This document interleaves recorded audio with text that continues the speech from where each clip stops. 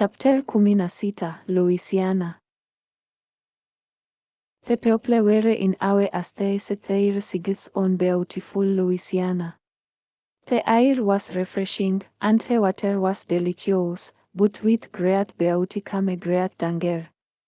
Otters, deer, minks, muskrats, ratoons, opossums, rabbits, squirrels, nutrias, turtles, alligators, woodcocks, skunks, foxes, beavers, civet cats, armadillos, coyotes, bobcats were just a few animals they saw. However, the mosquitoes, oh those nasty mosquitoes, they hated with a passion. Jala and many in her battalion were amazed and happy to see the new creatures they had only seen in pictures. The different types of snakes and the black bears were her favorites. They called her the people slapping and swatting the mosquitoes before dark eagle stopped the caravan, started a fire, and smothered it to create a smoke-filled forest. These bad boys are out of control. I forgot about these darn mosquitoes, and I sure don't miss them. Dark eagle sighed as he, too, was seen swatting the mosquitoes. They mixed lavender oil, vanilla extract, and lemon juice into a container and handed them to the people, instructing them to rub them on their clothes and skin. The people complained less, and the children enjoyed their journey and learned many new and different things about their surroundings and the history of the land that many recalled reading about, but being there had an entirely different meaning. They passed Pecan Island on Higuay 82, and Dark Eagle was teaching when he got a message on his airplane. Dark Eagle. It was Miguel, the speedster. Go ahead, Miguel, Dark Eagle replied. We have a situation here. There's an old bridge about half a mile long and about 60 feet wide. It looks sturdy, but there is no other way to cross to the other side unless we travel over 100 miles around it. Dark Eagle hesitated. We will take a look at it until we get there. When they arrived, Dark Eagle and some engineers inspected the bridge. Miguel approached. He went ahead and searched for different ways to get to the other side, but it's much more dangerous than this way. Whitelake is to our west, and Vermilion Bay is to our east, and there is at least a 50-foot drop. Dark Eagle and his men surveyed the bridge and weighted their options. It's simple. Everyone goes across on at a time until everyone has passed, shouted on elder. Dark Eagle agreed. Everyone made it across safely as the speedsters headed up the road to survey the land ahead of the group. Keeping their primary route in mind, they headed north on Higuay 35 until they reached Lautel, Louisiana. Dark Eagle shouted loudly and began lobbying Isabelle. Remember, I used to tell you about the trips we used to make with me uncle every year. Isabelle frowned. Yes, it was loud, as you said. Dark Eagle sighed. My uncle called it loud. The name was Lautel. Lautel, Louisiana. He was the type of person who hated anyone who corrected his speech, just a countryman with a country heart. This is it. I didn't remember until we got here and saw that. Pointing to a large boulder, getting off his horse, he started digging up some of the earth around the boulder. Yep, here it is. Uncle Joel Leo wrote this when he was about 16 years old. Dark Eagle cried as Isabella got off her horse and read, to mi favorite nephew, Abram, from Lake Providence. Dark Eagle got back on his horse and shouted, I know of a quicker way back home. Follow me. The caravan headed east on Highway 190 and north on Old Shoal Road, following it as it curved onto Highway 103 until they reached Freelot Cove Road. Dark Eagle was so excited as he remembered his childhood and began telling stories to the children, for much had changed since he left. Big Joy! Dark Eagle shouted. Big Joy roared. Mani called it Highway 1168, but we called it Big Joy all the way up to the top. Dark Eagle talked the entire time until they came to Homer Road and was silenced for a while, stopping the caravan just a few miles onto Highway 1170. We take a break here, I must go somewhere here alone before we move on. As the people set up camp, Dark Eagle took Isabella, Ntwadumela, Jala, and Anaya along a path for a mile. A lot of me people are buried here. My mother's grandmother was born and raised here, and we had family from here all the way up to Lake Providence. Back then, many people had extended families, and many would move further away so relatives wouldn't accidentally marry each other, and my great-grandmother, pointing at a grave, was no exception to the rule. She was somewhat beautiful, but she was an expert figure and could shot a tick off a dog's back. Dark Eagle smiled as he pointed to a few of the graves. My uncle, I told you about it, is here, and our family is all over here. I wish my sons were here to say this. Our people were proud people who could date themselves back as far as the children of the exile in Israel. Anaya was taking pictures. I have the next best thing rigged here, as she snapped pictures.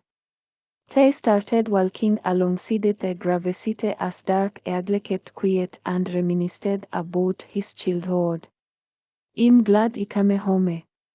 Dark Eagle sighed. Isabella smiled. Me too. You needed this walk down memory lane. Dark Eagle finally took Everyone back to Tampuhen Fire and it started growling, forcing everyone into combat positions. A black bear stood on its hind legs before Jala stopped them from attacking. Put your weapons down, she commanded. Jala slowly walked up to the bear. We mean you no harm. She talked to the bear for a moment, and the bear sat down on the grass. Here, we have a food at the camp. Come with us and eat, and you can be on your way.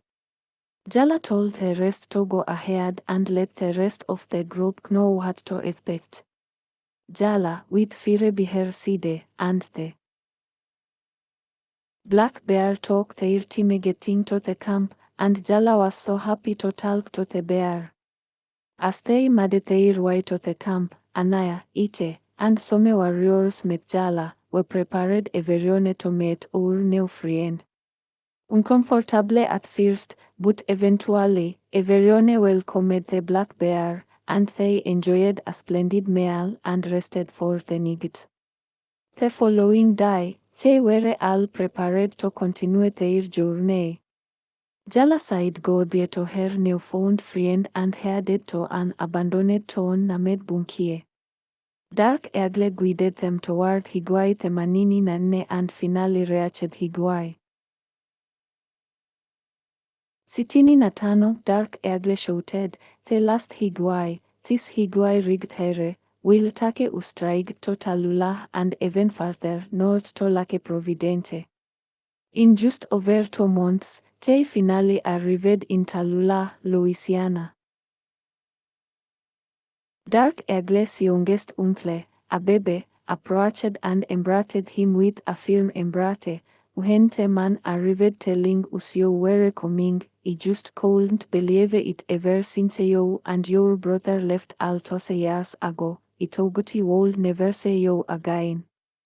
Dark Eagle shook his head. I know, but little did we know it was Sabaoth's plan and a splendid plan at that.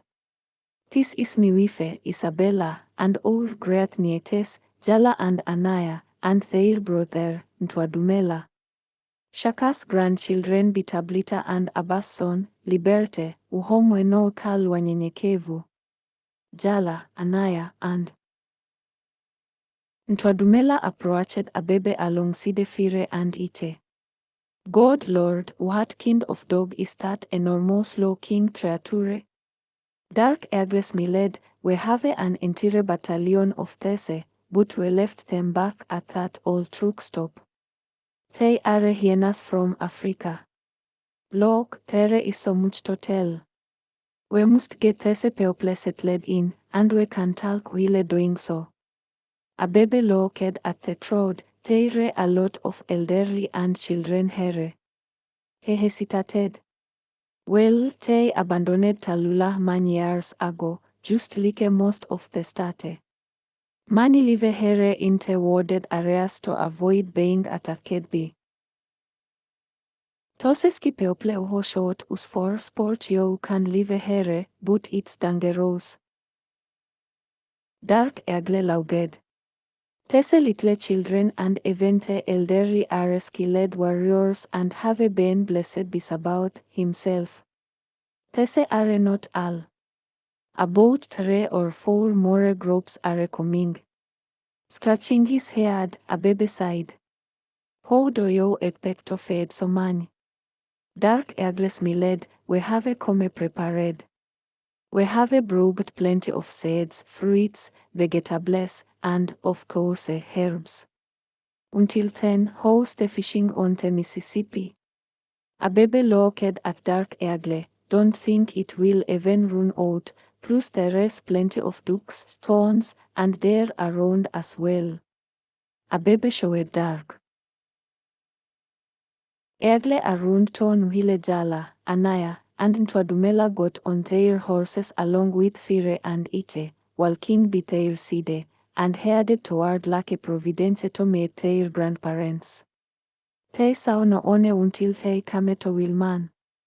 Ntwadumela whispered, men are hiding in the trees, following us.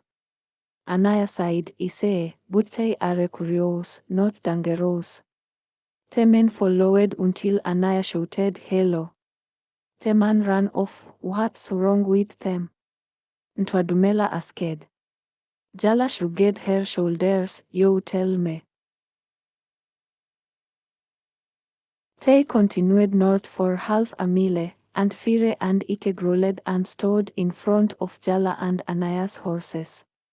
Who are you, and what do you want? They heard a voice but saw no one.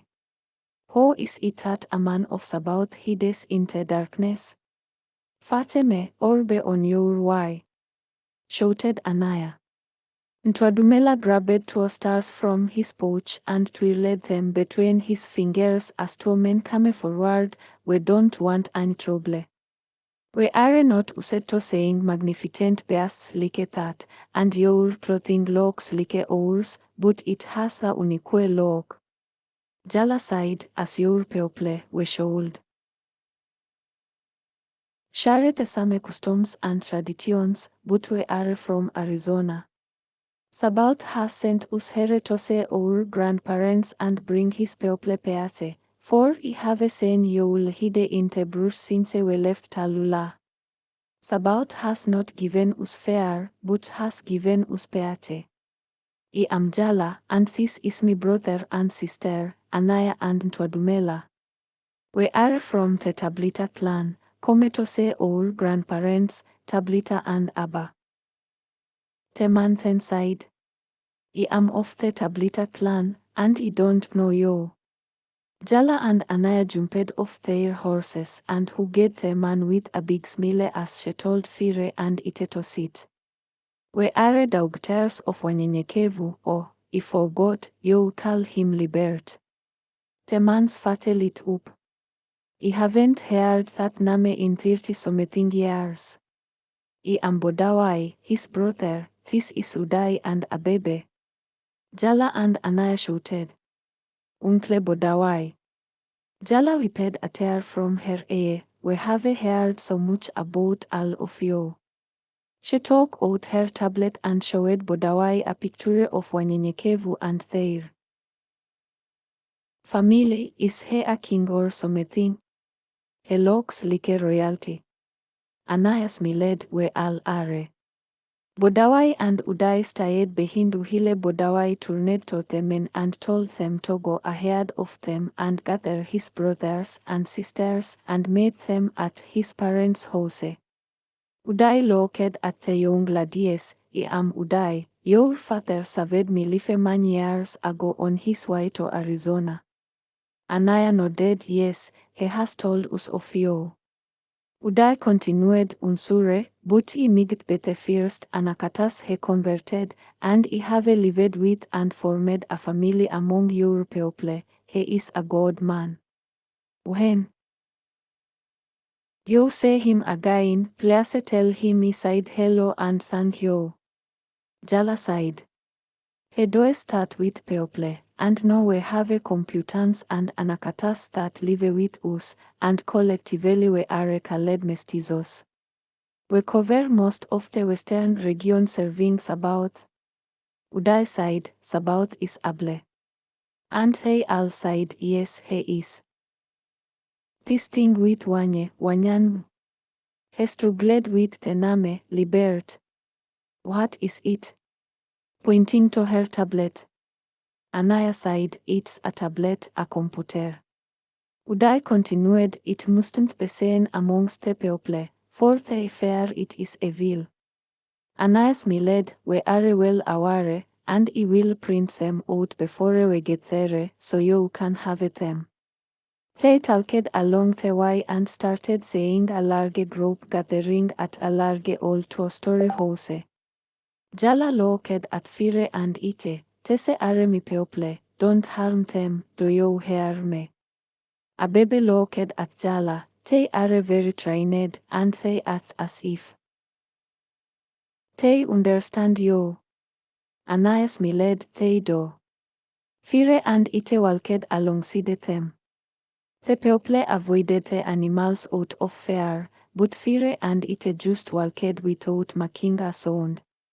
Abebe looked at the animals, and as he looked up, he started introducing people, Tese your cousin mine, Esdli, Ichtaka, and Kamastli.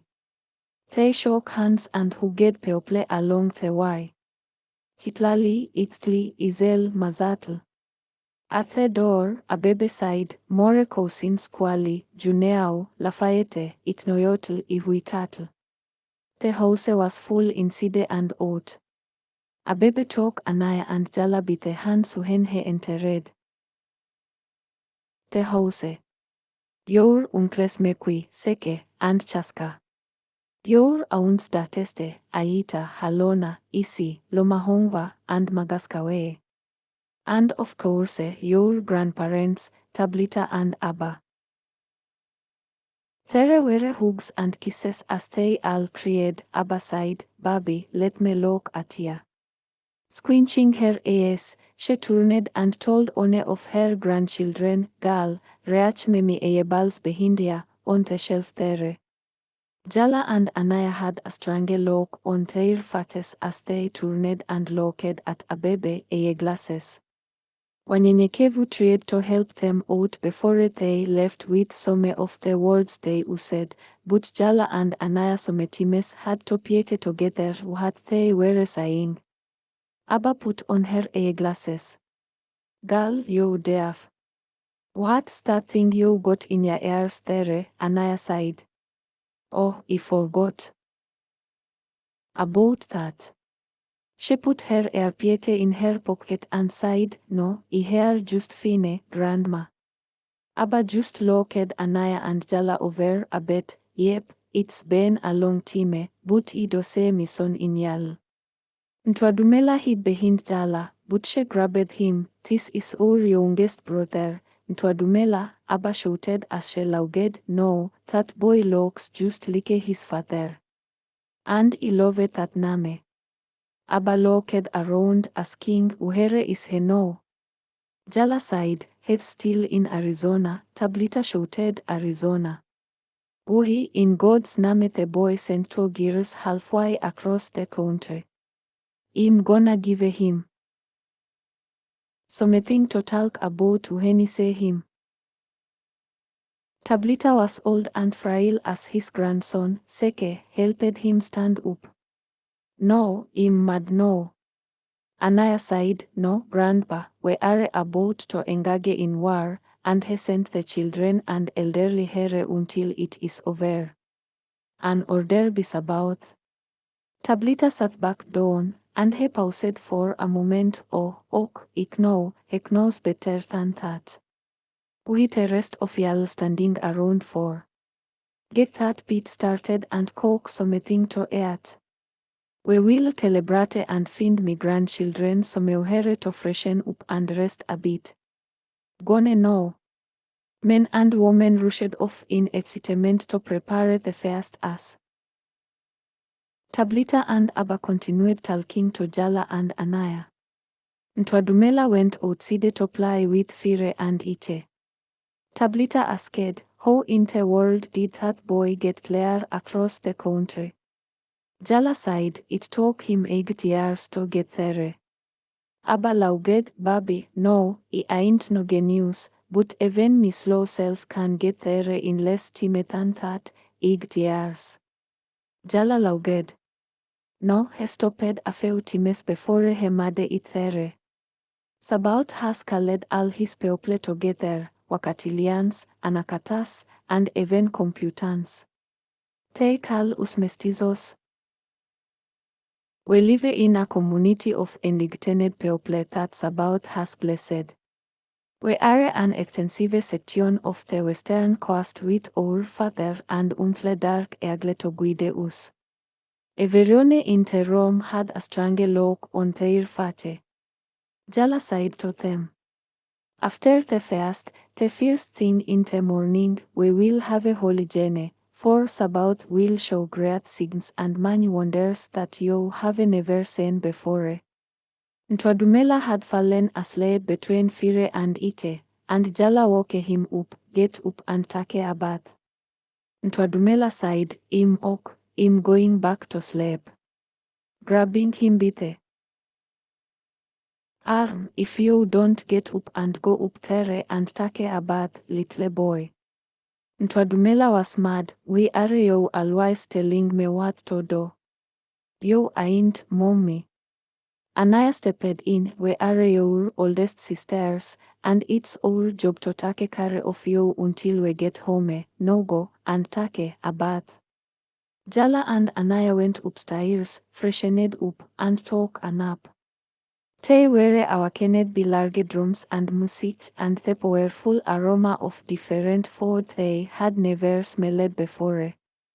They rushed downstairs, and Anaya asked, what is that smell? It smells so good. Abba smelled that's an underground pit with a whole hog smothered in all types of seasonings, got some fried cabbage, buttermilk, crackling cornbread, candied yams, corn, just the works, baby, just the works.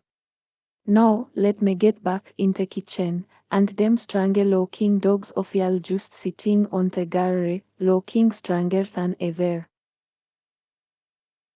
Fire and Ite stood up as they walked outside and followed Jala and Anaya everywhere. About an hour later, Dark Eagle and his wife rode up on his horse.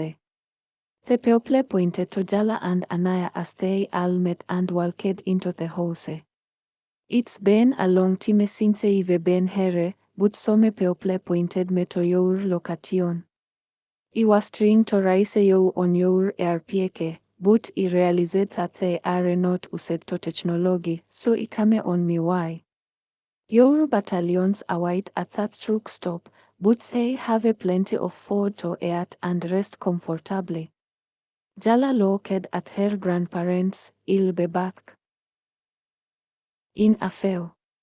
Abba looked at Dark Eagle as Jala walked outside and grabbed her RPT. Whose child you be? Dark Eagle smiled, my mother is Tomika, and my father is Jacob. They have been gone for a long time now. Abba paused for a moment as she thought about dark Egle's words and then sighed. Oh, ignore all you. Your Abraham and your brother Shaka. Anaya interrupted, our grandfather is Shaka. Abba continued, Abraham is your great uncle, Ok. Remember when you and your brother were fighting over. What was that girl's name? Dark Egle smiled again in embarrassment. Isabelle smiled Emile.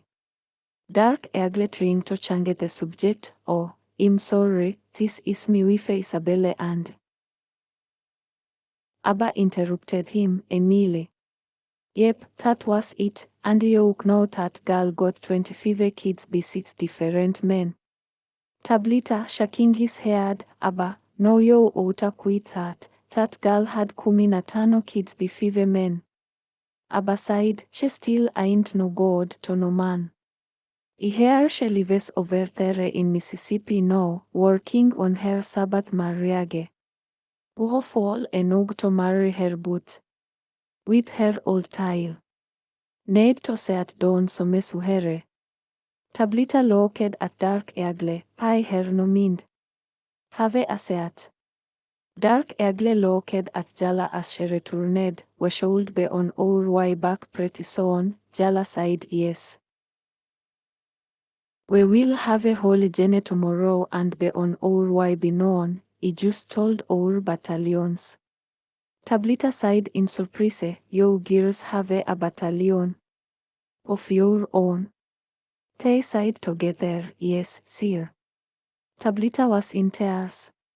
Sabaoth has blessed me boy and me grandchildren. I named him Libert because when your grandmother told me she was pregnant, I, myself, was going through it, but the weight was lifted off me, and I felt better. I told your grandmother he would be named Libert, for he was our liberation. Libert was the motto of France and the Republic of Haiti, and it kept showing up before she told me she was pregnant.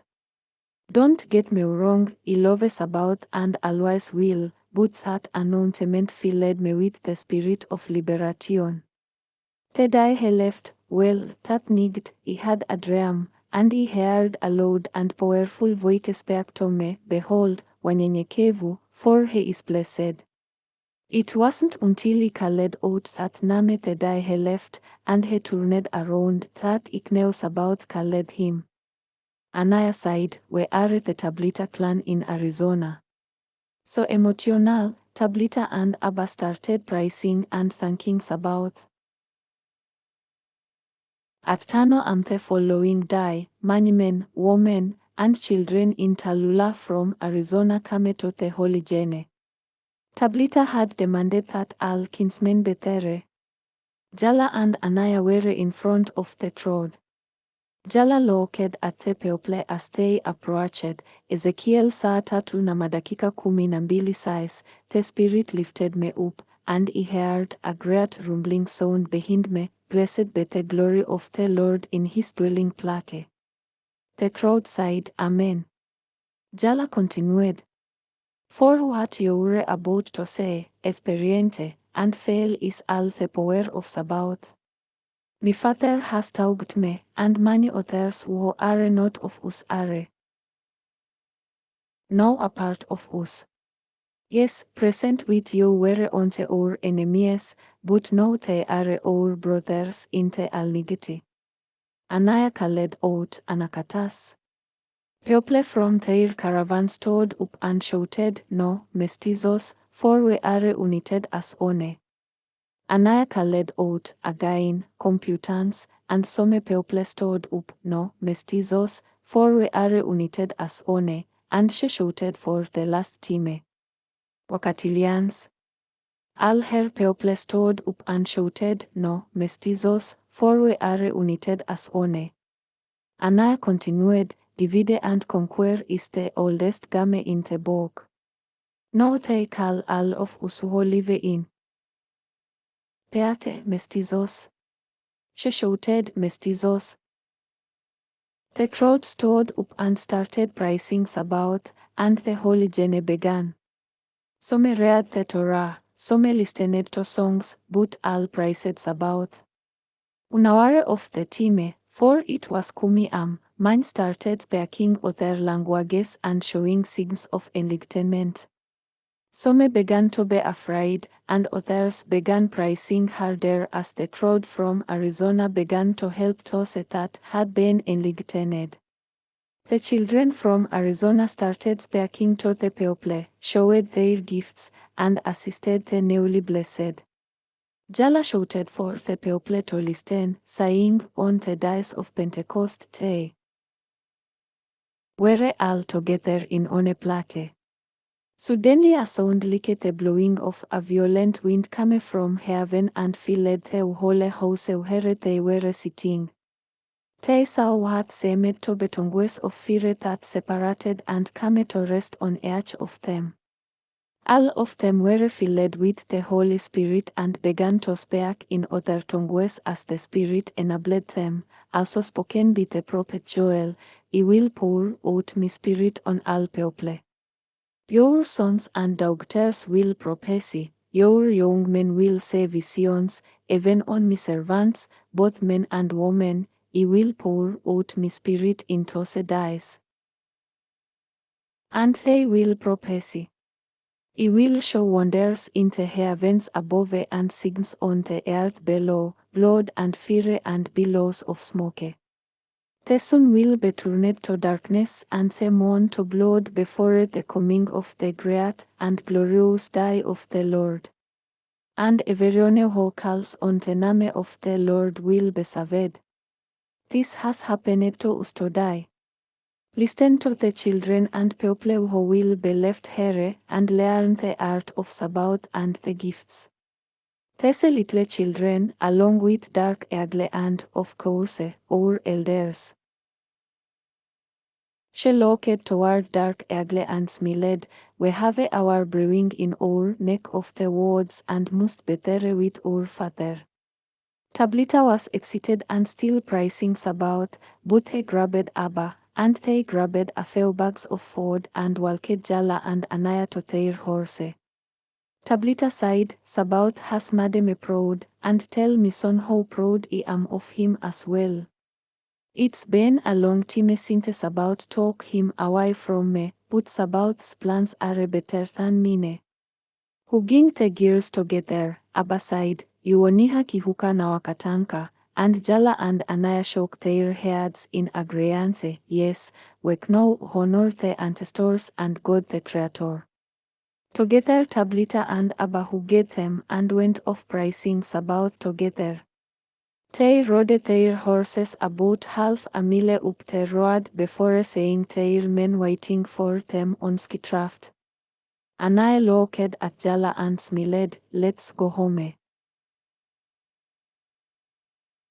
The people who stayed behind took 2 weeks renovating some old hotels and an old community college and started planting individuals with families.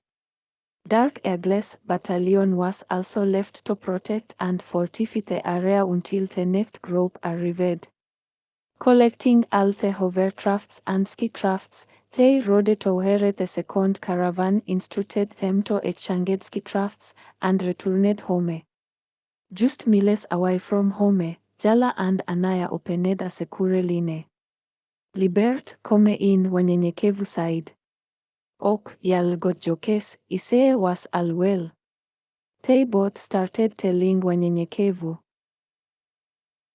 what happened, and he was in tears. This wasn't a mission of fear, but salvation. Anaya sighed.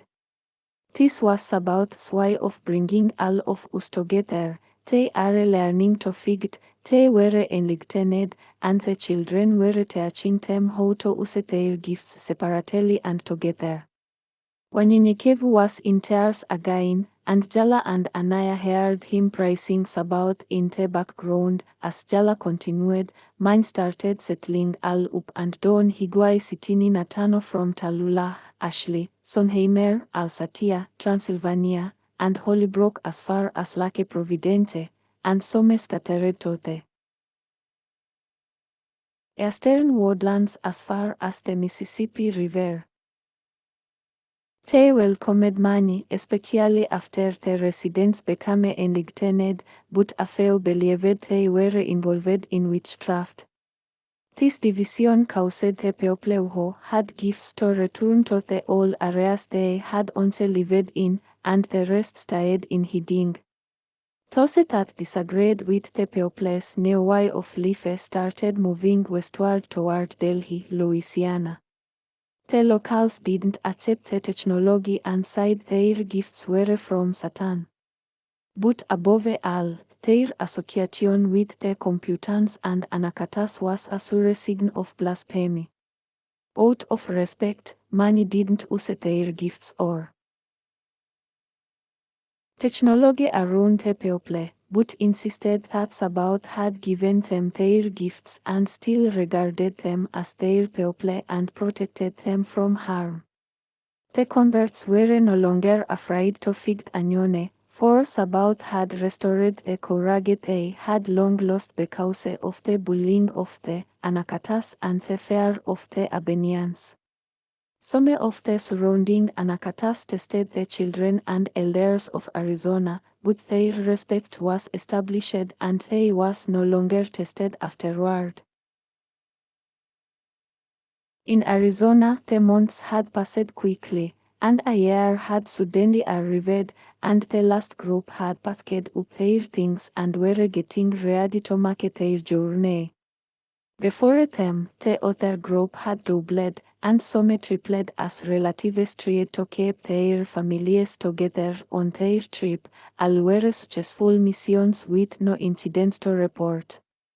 The last group only consisted of 200 people and 2 battalions, Jala and Anaya, to escort them while the others rested or stood guard around the perimeters. Wanyenyekevu had spent much of his time with Abooksigun that year. Especially after hearing the stories his daughters had shared with him about the time spent with his father.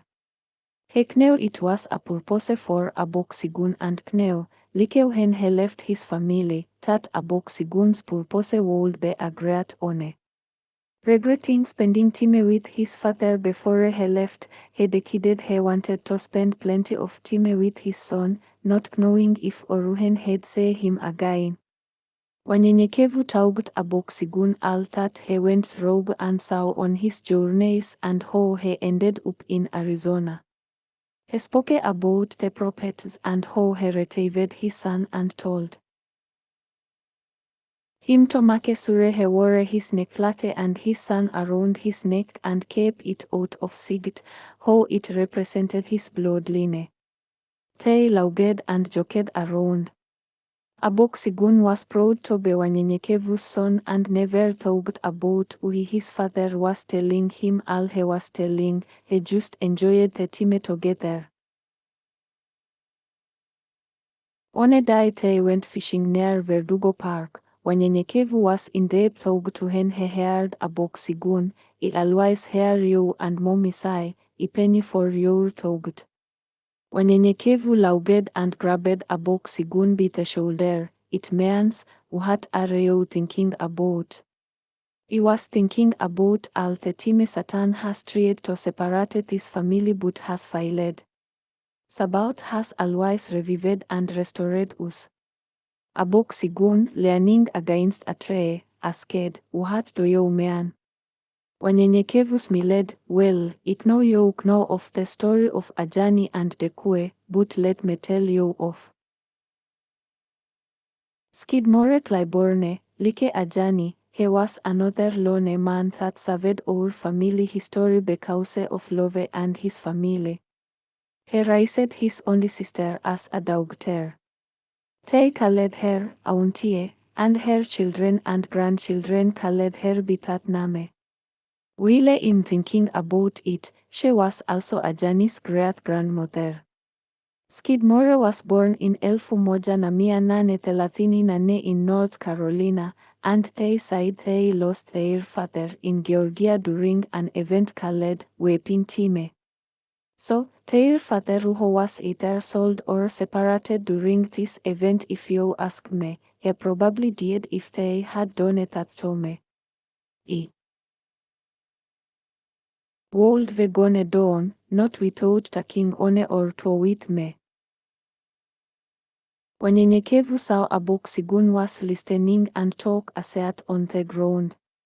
Abooksigun sighed, weeping time. I remember reading that story, but I didn't know it had something to do with my family. Wanyenyekevu smiled, it very much did.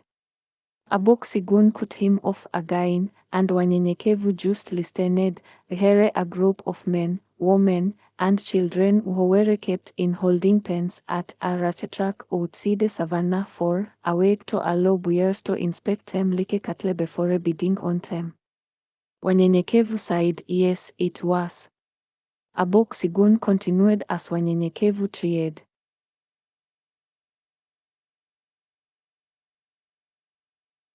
Not to interrupt Abooksigun when he spoke to make sure he was correct and to say what he knew. The buyers would pull the slaves' mouths open, look at their teeth, make them perform exercises to see if they were fit and ask if they could steal bread and with the woman. Well, I rather not say. It was also the largest slave auction in over 2 days. They called it weeping time because families were being pulled apart, and everyone was crying and screaming. Abooksigun paused as he felt saddened to speak about it. It rained the entire 2 days non-stop, also, therefore, weeping time. Some believed about was crying as well. Wanyenyekevu sighed, I believe he was. Wanyenyekevu smiled because Abooksigun's enthusiasm and energy impressed him by telling the story. No, this is what is written, but I'm quite sure the slaves would tell us a different story because it was, after all, a liquidation sale. Wanyenyekevu sighed with a sad look on his face. Abooksigun sighed. I know they enjoyed raping men, women, and even children. Pops. Abooksigun paused for a second. What stood out in my mind was how they sold 3-month-old babies for like $1,200, but men $250, and then had the nerve to give each slave $1 when they sold them $1. Abooksigun sat there in silence for a second before Wanyenyekevu spoke, anyways, as he was saying about Skidmore Claiborne. I'm unsure how they ended up in Georgia from North Carolina, but your guess is as good as mine. Maybe the Butler family was the family's name who sold the slaves. Perhaps they had dealings with the owner of Skidmore and his mother's master. But they sold him and his mother to a man named Claiborne. It so happened that they were one of the last ones sold and got a deal for the 2 of them. I believe it was $400 for one sale. Later on, his mother had a child with another man, and Skidmore promised to take care of the child as his own. Their mother's name was Ludi Claiborne. Ludi, or it might have been Lula cause they didn't know how to read or write back then. She was born in 1876. The pain of his mother's death, the Civil War, and a few other factors drove Skidmore to Louisiana. Wanyenyekevu picked up his tablet, searched it for 2 seconds, and sighed, here it is. Showing it to Abooksigun, Wanyenyekevu sighed. This is the 1880 census, Net Ward, Madison, Louisiana, US. Here read it. Abooksigun grabs the tablet and reads. Head Skidmore Claiborne age 46, wife, Jane Claiborne age 40, son, Eli Claiborne age 15, son, William Claiborne age 10, son, Isaiah Claiborne age 8, son, Gibbs Claiborne age 7, son, ensine Claiborne age sita, sister, Ludie Claiborne age ne, and son, Louie Claiborne age moja. Abooksigun pauset, uho aretese otherpeople. Wanyenyekevu said, im not sure they might have been relatives or friends, but it's clearly another family, the Johnson family. Skidmore's children called her Auntie, and the name stuck with her. Auntie later married Jackie Wilson, and they had a large family, and our bloodline continued through Catherine Wilson, their daughter. Hours had passed, and they had realized the team had slipped with them. Wanyenyekevu said, we didn't even get a chance to fish, but you have to go tomorrow, so let's go home to get something to eat so that you can get some rest. You have a long journey ahead of you. Abooksigun grabs Wanyenyekevu's hand. I'm going to be a rigged, Pops, Sabaoth is on my side. Wanyenyekevu, trying not to cry, no, son, I just don't want to say you go, enough of that. Mommy and your sisters and all your brothers are waiting for us for your feast. We just won't have any fresh fish. Abooksigun smiled with alked.